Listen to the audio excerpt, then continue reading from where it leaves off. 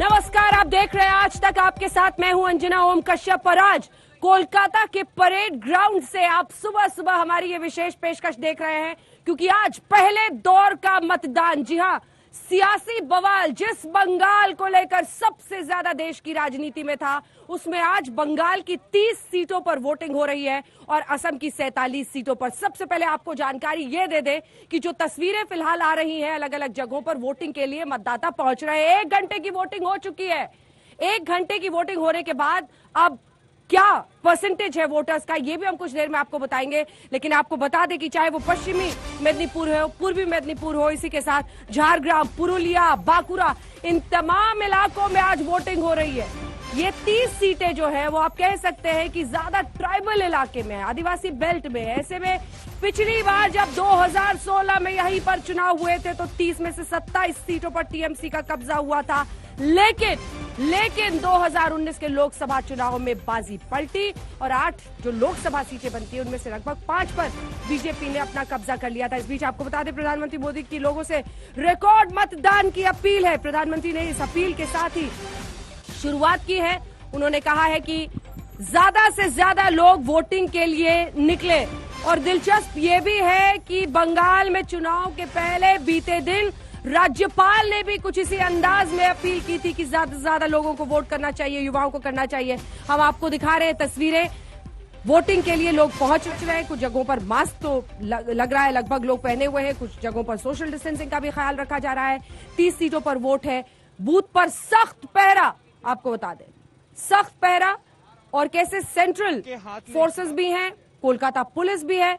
बाहर इधर मंदिर में आप देख रहे हैं आशीर्वाद, क्योंकि इसी के जरिए धर्म की राजनीति कम से कम आखिरी चरण में हमने खूब देखी। तौसीफ खान हमारे साथ यहाँ पर रहेंगे मेहमान, जिनके साथ हम चर्चा करेंगे। राज लाहिरी हमारे साथ पॉलिटिकल एनालिस्ट जुड़ेंगे हमारे साथ। शशि शेखर जी सीधे नोएडा के स्टूडियो से जुड़ेंगे हमारे साथ। मनीषा प्रियम भी नोएडा के स्टूडियो से जुड़ेंगी। इन सब से बातचीत करेंगे, ये समझने की कोशिश की आज की इन 30 सीटों पर किसके दांव में है दम, और 47 सीटें जो असम में लड़ी जा रही हैं उस पर किसका है दबदबा। मुख्यमंत्री सर्बानंद सोनोवाल के लिए कितनी बड़ी परीक्षा। लेकिन उससे पहले सर आपको जल्दी से सुना देते हैं, दिलीप घोष की भी किस्मत दांव पर है और दिलीप घोष से हमारे सहयोगी ने बात की है। देखिए, बीते दिन जब चुनाव प्रचार में ममता बनर्जी ने एक तरफ मंत्रोच्चार किया, दूसरी तरफ उन्होंने कलमा भी पढ़ा और ये कहा कि सर्वधर्म सर्वभाव, हम एक साथ मिलकर सभी लोग रहते हैं। एक संदेश देने की कोशिश थी उनकी तरफ से। अब सवाल यही हो गया है कि कौन कितना धार्मिक। सुनिए जल्दी से दिलीप घोष आज मतदान के पहले दिन क्या कह रहे हैं। अपनी पूजा अर्चना करके आज के दिन की शुरुआत की। पहले चरण का मतदान होने जा रहा है आज। भाजपा कितनी कॉन्फिडेंट फील कर रही है? एकमात्र भाजपा ही कॉन्फिडेंट है, बाकी का हाल देखिए, जोट वालों का, सीपीएम कांग्रेस का कोई खोज खबर नहीं है। और दीदी जो पहले कभी आज की चुनाव की 27 सीट जीती थी 30 में से, आज पूरा मामला उल्टा हो गया है और उनकी बातचीत देखिए बुखला गई है, कॉन्फिडेंस लूज हो गया है। उनके कार्यकर्ता जमीन पर नहीं है, वो खुद जितना संभव प्रचार कर रही है और विषय सारा हट गया है।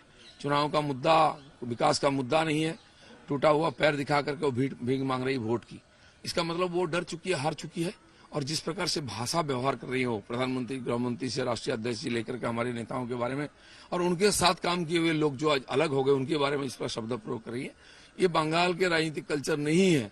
तो हर चुकने की, जो हार मान लेने की मानसिकता है, उससे इस प्रकार हताशा, निराशा का बहिर्प्रकाश हो रहा है। वो कह रही है कि जिस तरह के आपने कमेंट्स किए उनके खिलाफ, उससे आपकी बौखलाहट नजर आ रही है कि आपको लग रहा है कि उनको सिंपैथी का जो वोट है वो मिल रहा है लोगों से। कोई सिंपैथी नहीं उनके बारे में, क्योंकि उन्होंने कभी सिंपैथी नहीं दिखाई। इतनी खून हुई है विपक्ष के लोगों का, इतनी महिलाओं के ऊपर अत्याचार बलात्कार हुआ है, कभी उन्होंने संवेदना नहीं जताई, कभी दुख प्रकट नहीं किया, उनके परिवारजनों के लिए एक शब्द कभी नहीं बोला है। लोगों ने दीदी को अलग प्रकार से देखते थे, इसलिए उनको 2 बार चुना है। अब लोगों को लग रहा है कोई गलती हो गई है, उसको सुधारने का ये चुनाव आ गया है और उसको पूरा सुधारेंगे। बंगाल की राजनीति को भी लोग सुधार देंगे। आपकी उम्मीद क्या है, कितनी सीटों की उम्मीद है? हमारे नेता जो सामने टारगेट रखे 200 सीट बंगाल में, और आज की चरण और अगले 1 तारीख की 2 चरण में से केवल 10% सीट ममता बनर्जी को मिलेगी। आपको लगता है जो 2019 में भाजपा का परफॉर्मेंस रहा था जंगल महल में, वही परफॉर्मेंस रहेगा? उससे या भी- टीएमसी गेन कर रही है वापस? उससे भी अच्छा परफॉर्मेंस रहेगा। मान लीजिए मैंने लोकसभा मेरा यहाँ मेदिनीपुर है, इसमें 7 में से 6 सीट में हम लीड थे, 1 में पीछे थे, उसको भी हम लोग इस बार जीतेंगे। ऐसे जंगल महल जो जीत चुके हैं पंचायत चुनाव में, पार्लियामेंट चुनाव में, उसमें हमारा गढ़ और ताकतवर हो जाएगा। उनका कहना है बाहर से गुंडे ला रहे हैं इलेक्शन लड़वाने के लिए। अब आज तक ममता बनर्जी ने जो जो गलत काम किया है, गुंडा लाना, पैसा बांटना, डराना, धमकाना, वो सारा आरोप आज हमारे ऊपर लगा रहे हो। इसका मतलब वो पाप का प्रायश्चित कर रहे हैं। और यहाँ की राजनीति की जो खासियत है, यहाँ की जो हिंसा और डर का वातावरण बनाने का प्रयास है, वो नहीं कर पा रहे, तभी बीजेपी को बदनाम करना। आज देखिए उनका टारगेट कौन है? सेंट्रल इलेक्शन कमीशन है, सेंट्रल फोर्स है, ईवीएम है। ये कोई इशू हो सकता है क्या?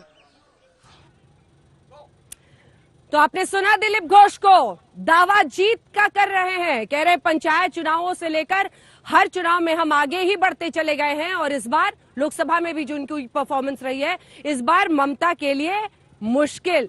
और जीत का दावा करते हुए आप दिलीप घोष को सुन रहे हैं, बीजेपी अध्यक्ष।